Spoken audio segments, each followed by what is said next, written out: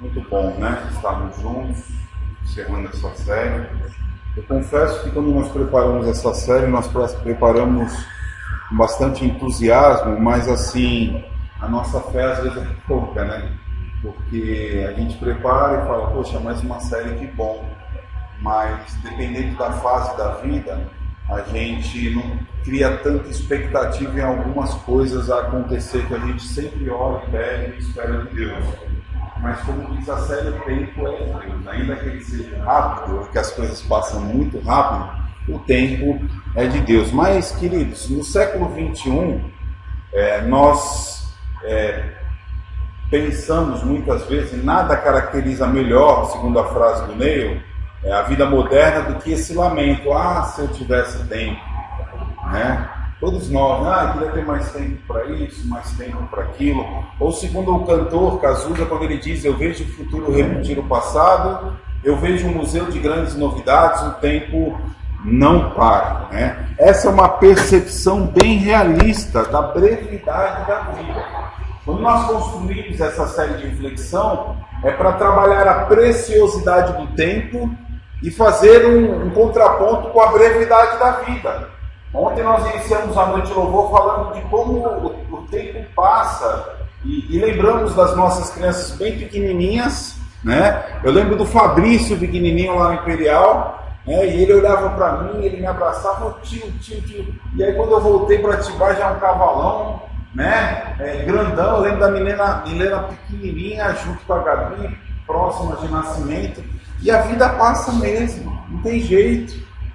A vida é tão breve quanto a preciosidade de gerir bem o nosso tempo.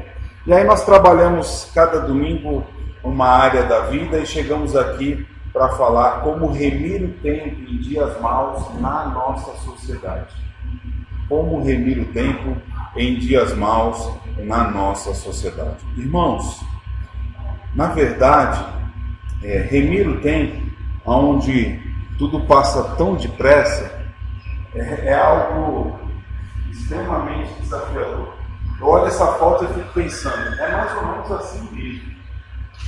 Se a gente conseguir ver os raios, os faróis, uma via rápida e entender um pouquinho de tudo como acontece, não sei se é porque eu estou ficando mais velho, mas eu olho as coisas e falo, já foi mais uma semana.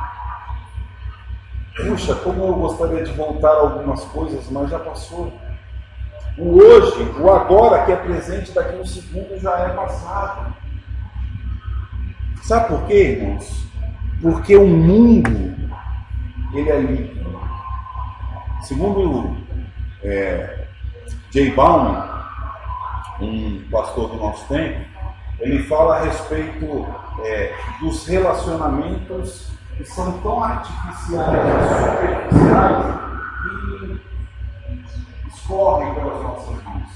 Olhando para um outro pensador, o Bauman, quando ele fala de que os relacionamentos são líquidos, o mundo é líquido, o tempo é líquido, nós chegamos à conclusão de que a espiritualidade nos meios cristãos também é líquida. Quando a gente olha para a história e vê homens no passado que eram filhos, homens de fé, nós olhamos para Hebreus no capítulo 11, onde nós vemos a galeria da fé, homens e mulheres que foram conhecidos pela fé que possuíam. Nós olhamos hoje para os homens e mulheres do nosso tempo, que vivem uma espiritualidade líquida, passageira, de que agora no tudo eu sou bom, tanto forte estou firme. Eu saio lá fora. Irmãos, esse é o diagnóstico que nós temos. E aí, pensando nisso, irmãos, como viver uma espiritualidade segura em meio a esse caos? A sociedade, portanto, é o meio em que se vive. Como é que nós podemos fazer com que essa palavra sociedade seja clara? Sociedade é o meio. É onde as pessoas habitam, onde as pessoas vivem. Portanto, qual o motivo pelo qual eu e você estamos inseridos nessa sociedade. Porque se for ver, nós somos só mais um mesmo, no meio de uma multidão. Ainda que tenha alguns que cantam que você é precioso, né? E enche o coração com menos espiritualidade, fica arrepiado, como óleo, porfire, né? Você é um espelho que reflete a imagem do Criador, e em certo ponto é mesmo, mas só de palavras, né? Não adianta uma fé líquida. O que nós precisamos no nosso tempo é homens e mulheres que realmente reluzam nesse mundo obscuro. No trabalho, na sociedade, na vizinhança, homens e mulheres que de fato sejam cidadãos que construam uma realidade segura. O motivo pelo qual nós existimos, nós perdemos de vista. Por quê? Porque hoje as mensagens e o mundo é muito rápido. Irmãos, eu não sei se vocês já fizeram esse exercício. Outro dia eu peguei, quando eu fui deitar, e olhei minha galeria de vídeos, fotos, e eu fui contar quantas tinham entrado naquele dia. É assustador, irmãos. Só se eu baixo, fora se eu já dei descargo, porque se eu tenho 400 amigos, todos eles querem mandar bom dia. Bom dia, bom dia, bom dia, bom dia. Boa tarde, boa tarde, boa tarde. Boa noite, tudo com uma fotinha. Se for num grupo, então, um grupo de 40, todo mundo dando bom dia, só bom dia, boa tarde, boa noite, no final do dia, 120 mensagens. Uma informação, muita coisa sendo despejada. No final de um dia, eu olhei lá, tinha 440 fotos e vídeos baixados num dia, fora que eu não baixei.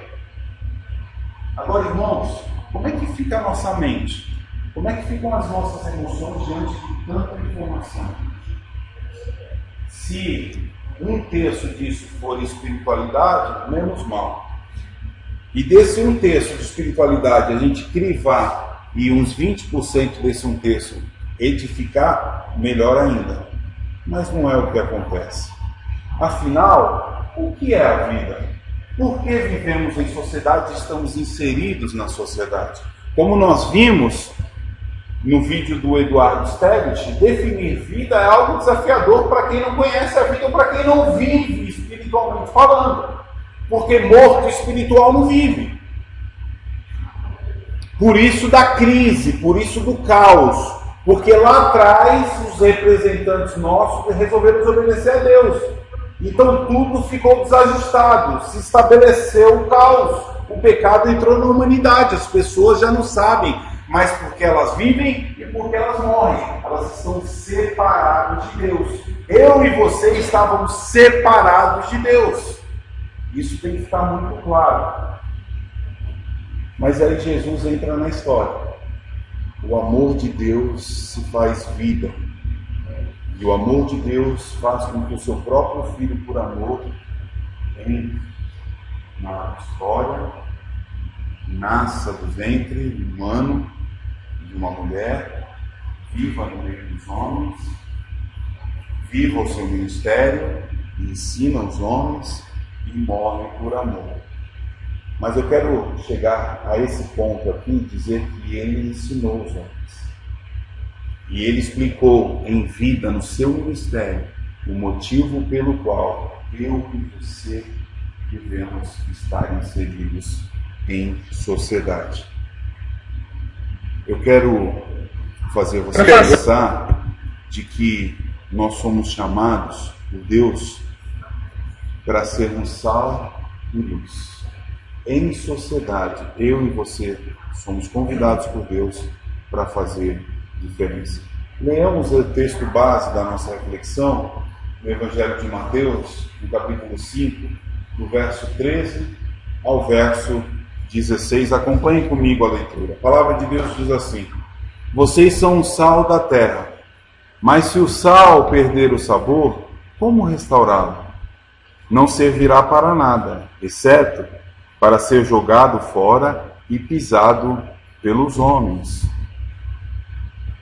Vocês são a luz do mundo. Não se pode esconder uma cidade construída sobre um monte. E também ninguém acende uma candeia e coloca debaixo de uma vasilha. Pelo contrário, coloca-a no lugar apropriado e assim ilumina todos os que estão na casa. Assim, brilha a luz de vocês diante dos homens, para que vejam as suas boas obras e glorifiquem ao Pai de vocês que está nos céus. Jesus Cristo, irmãos, nesse texto, ele vai explicar o motivo pelo qual eu e você vivemos nessa cidade. Nós somos agentes de transformação nesse mundo. Nós estamos aqui porque nós temos uma missão. A missão é ser sal e ser luz. A pergunta é: ser sal e ser luz realmente ou não? A primeira pergunta que eu quero fazer para você, para o íntimo do seu coração, é: você é sal? Você é luz? Jesus Cristo, ele estabelece o reino, começa a ensinar, logo se assenta numa planície e começa a proferir os seus ensinos a uma multidão. E após as bem-aventuranças, ele vem com esse texto e diz: vocês são sal da terra e luz do mundo. Jesus está norteando o povo e a multidão, o motivo pelo qual eles estavam e viviam. Pensar em sal e luz é sim se preocupar com o seu entorno.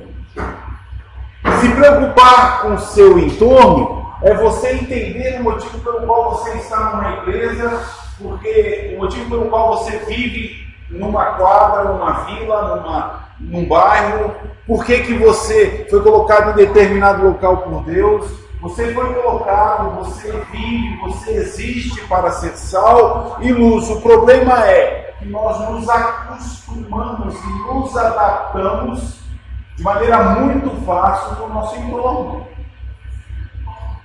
E aí vem Paulo lá à frente e fala: não vos conformeis com este século, mas transformai-vos pela renovação da vossa mente. Ou seja, não se acostume com o seu entorno, não se acostume com as coisas como existem, não se acostume com o pecado, não se acostume em fazer a coisa errada, não se acostume em colocar o que não é prioridade na sua vida como prioridade. Não se amolde ao seu entorno. Irmãos, como é difícil isso, né? Porque às vezes a gente está na roda de amigos e aí começa a falar muita besteira, e é tudo comum, muito normal, e nós vamos sendo engolidos pelo nosso entorno. Os nossos filhos na escola vão se engolindo pelo entorno. A ponto de que toda vez que a Gabi e o Felipe chegam em casa, eu tenho que fazer uma conversa de no mínimo 15 minutos com eles perguntando se houve alguma coisa na escola que chamou a atenção deles. Eles vão para o que eles falam.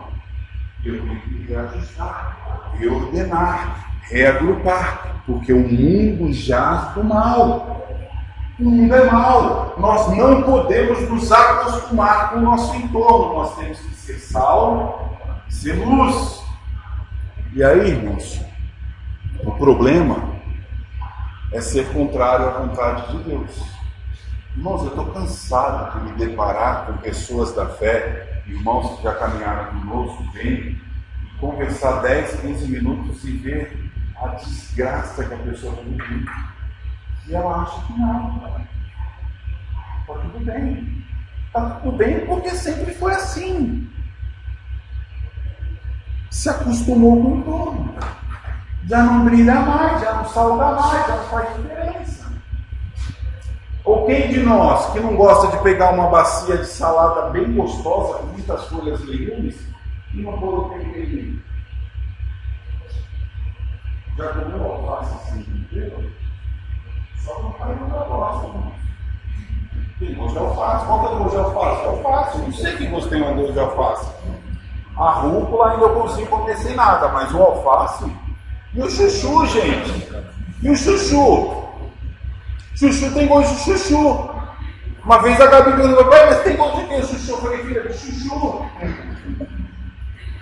Agora, pega um azeitezinho, enxerga bem vocês agora.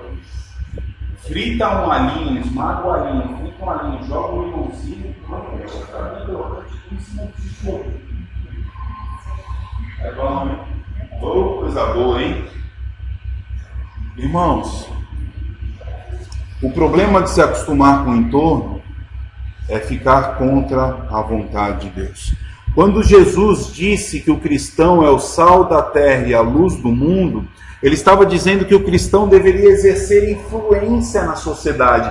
Então o tema, remindo o tempo, porque os dias são maus, na sociedade, é você entender que eu e você temos que ser influentes no meio que a gente vive. Não nos amoldando ao entorno, não nos acostumando ao entorno, mas fazendo o que é correto aos olhos de Deus. Essa é a introdução. Não sei. Se você entendeu até aqui, beleza. É isso aí. Na sociedade, eu e você devemos ser sal da terra e luz do mundo. Irmãos, como é precioso o sal e como é precioso a luz. Eu fico pensando quando eu falo de sal, minha boca de água daquela montanha. Aquele medalhão de picanha, é ruim. Eu encontrei a mãe do Evandro e o irmão dele no mercado, da praça. Aí quando eu vi, eles estavam lá escolhendo um frangão, acho que é pra hoje, hein, mano? Frangão não. Aí eu abracei os dois assim e falei, opa, vai ser bom, hein? Por quê, irmãos? Porque é frango.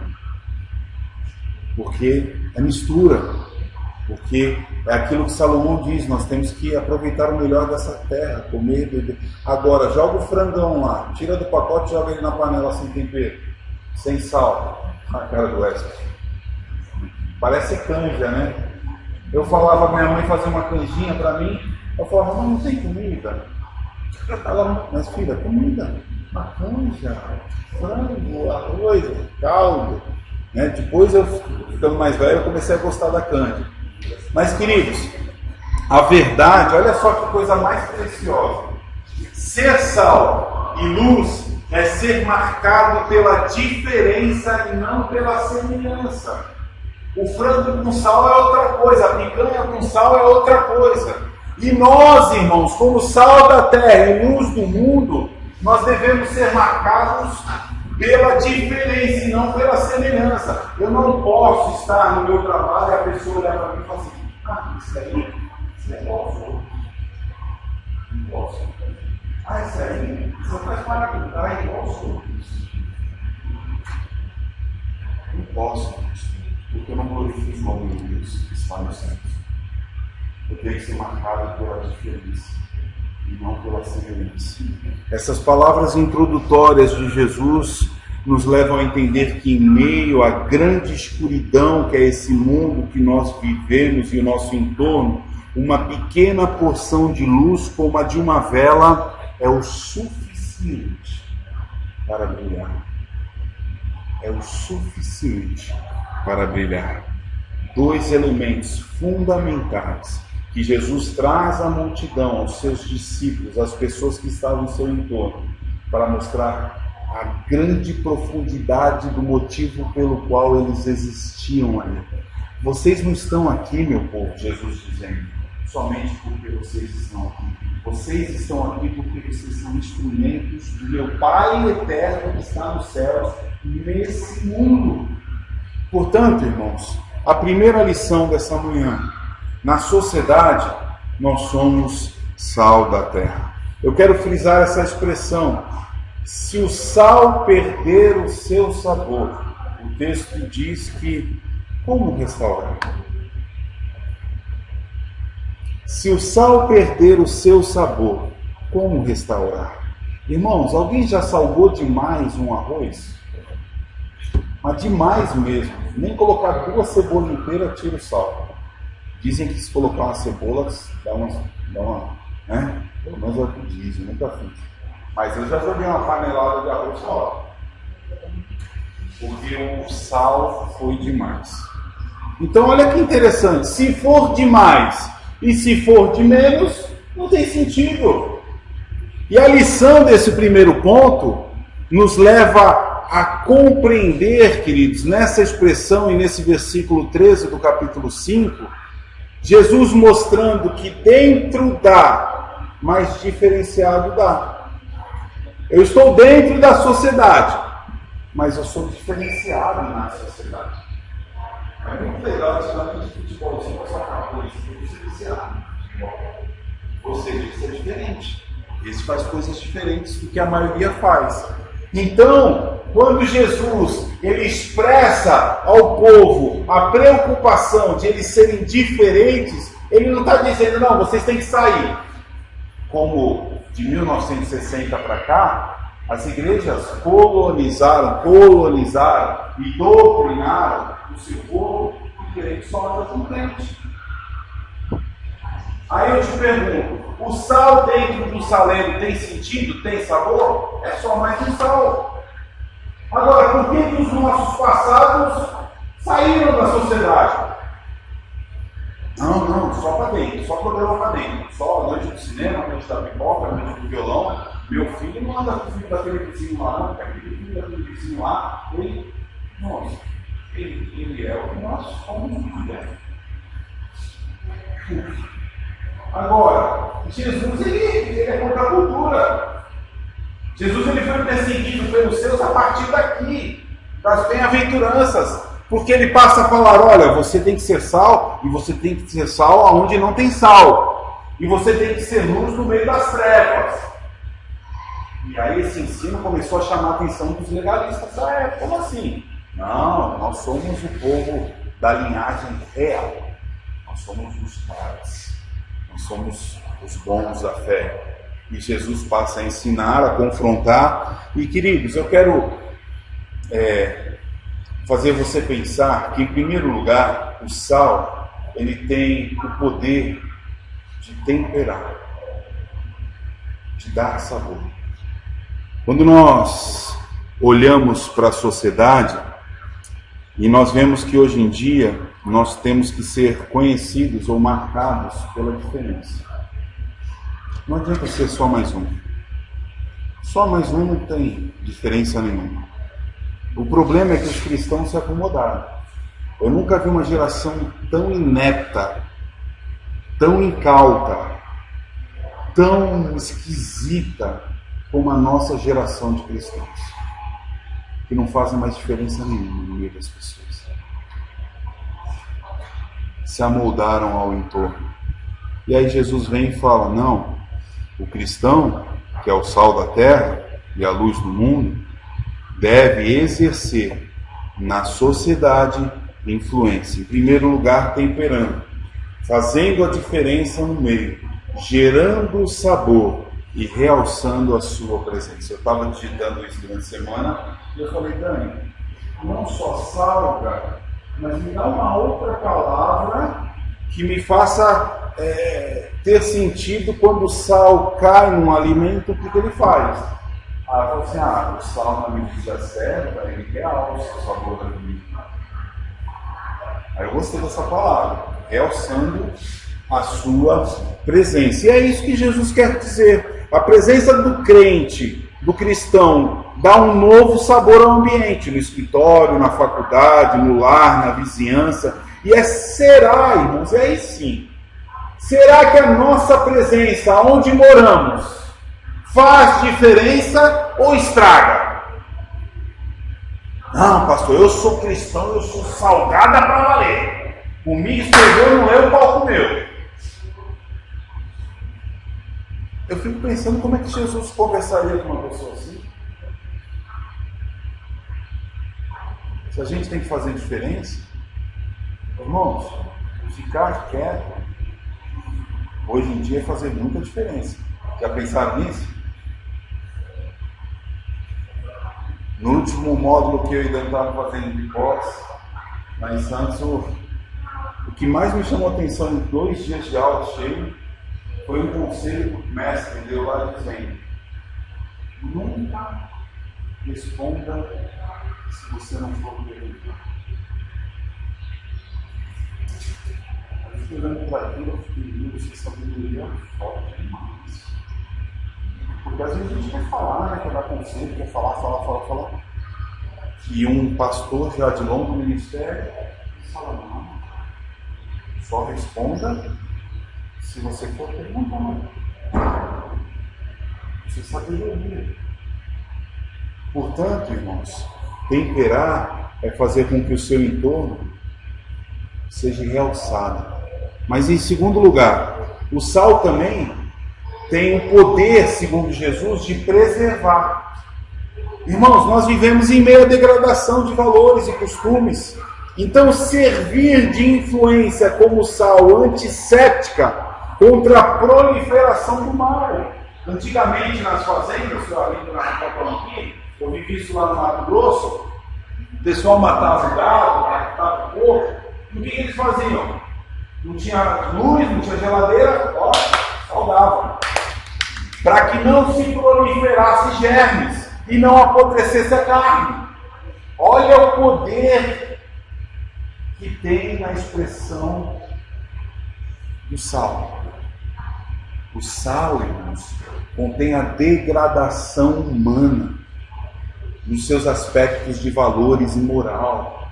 Nós vivemos um tempo onde faz diferença. O que importa é ser feliz. Se eu vou fazer errado ou não, depende do teu ponto de vista.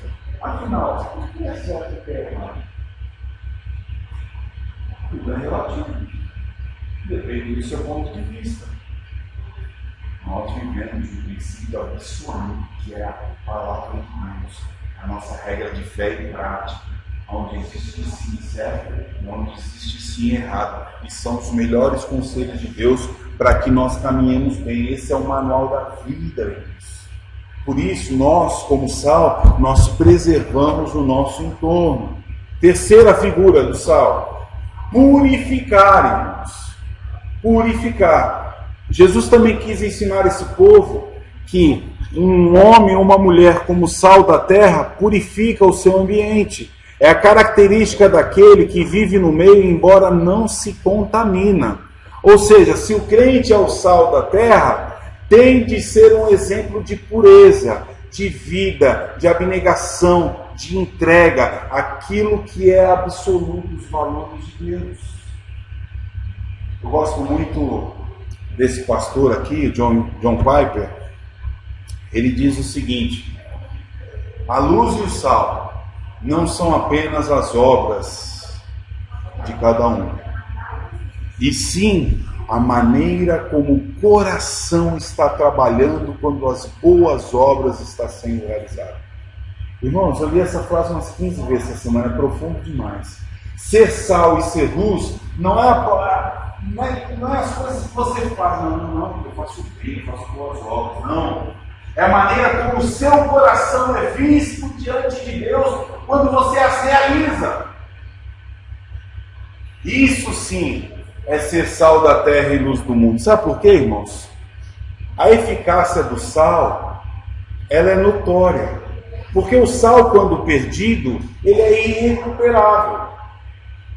Já perceberam? Assopra uma botija de sal.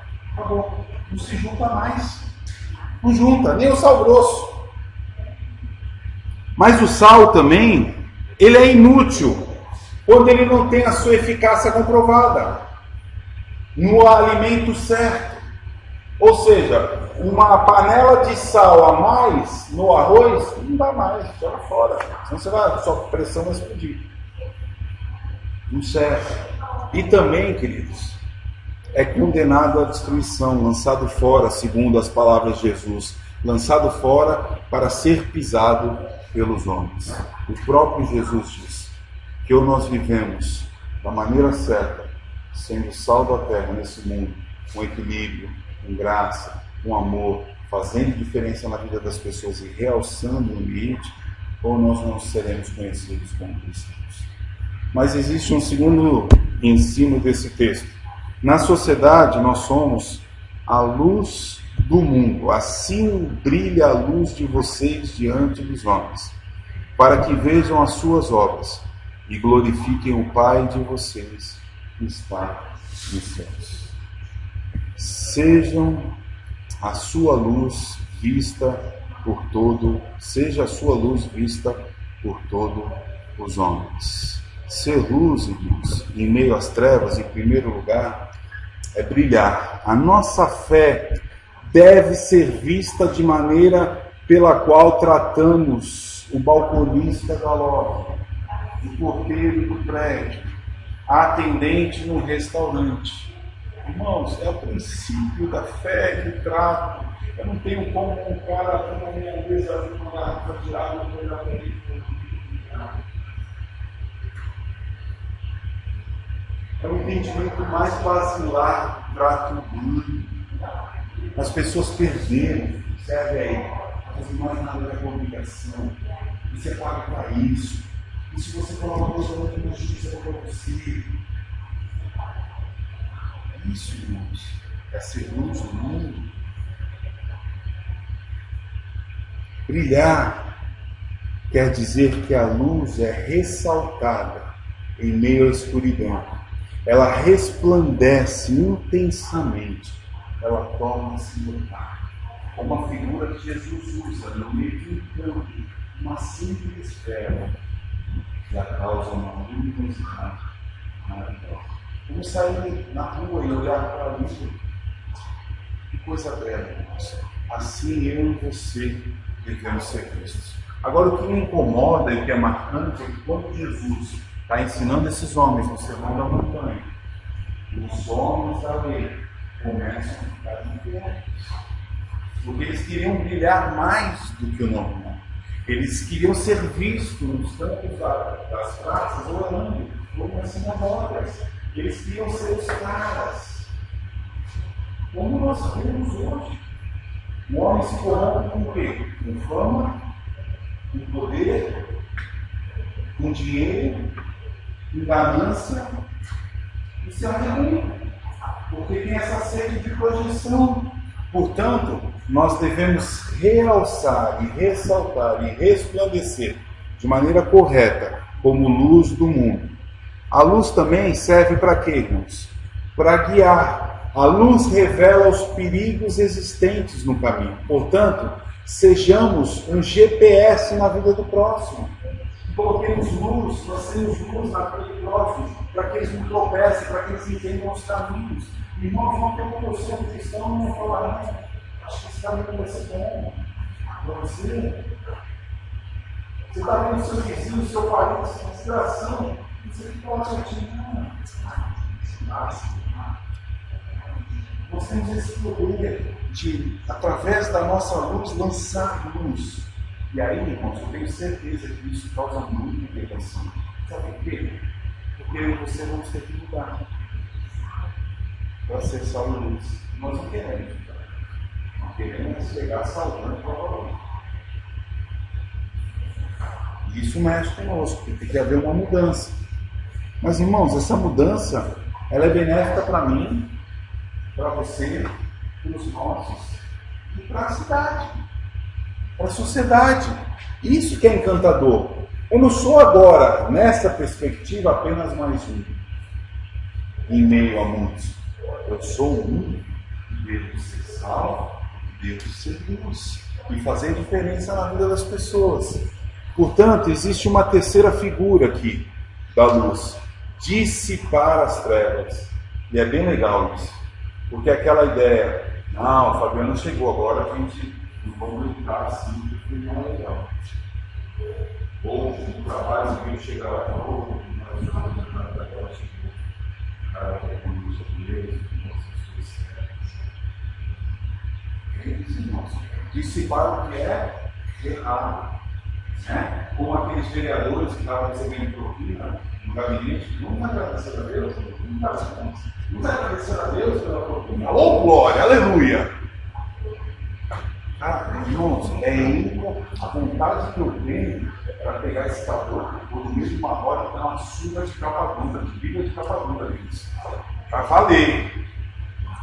Porque é inconcebível. Quem conhece a verdade, na verdade eu não sei nem se são realmente ovelhas ou se são loucos.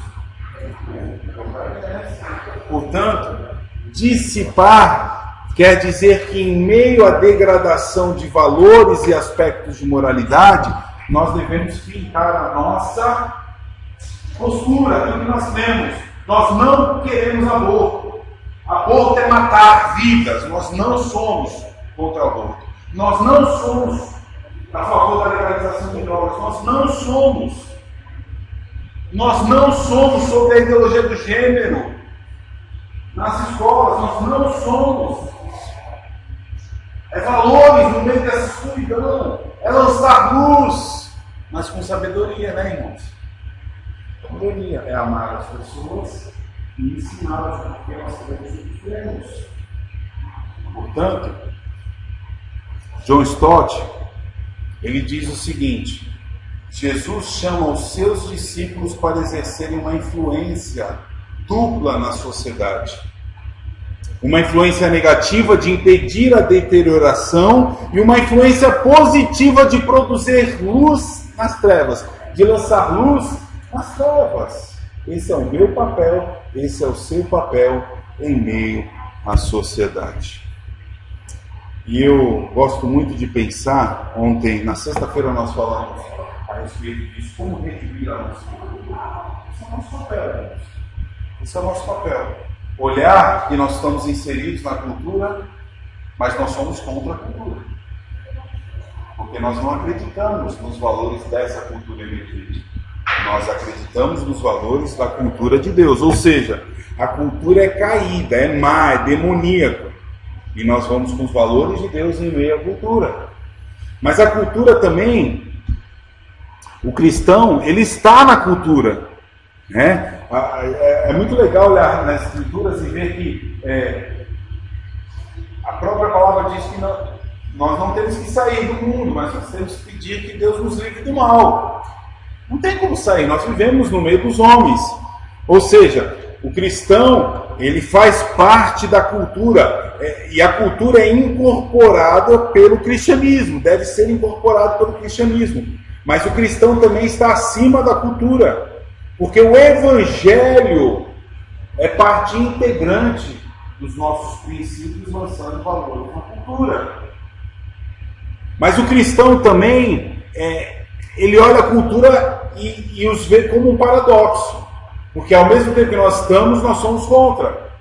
E nós precisamos lançar esses valores e olhar para a cultura com carinho. E foi assim que Lutero enfatizou este tema como sua doutrina dos dois reinos, ou seja, na mão esquerda, mundana, eu seguro a espada do poder nesse mundo, mas na minha mão direita eu seguro a palavra de Deus, o reino de Deus.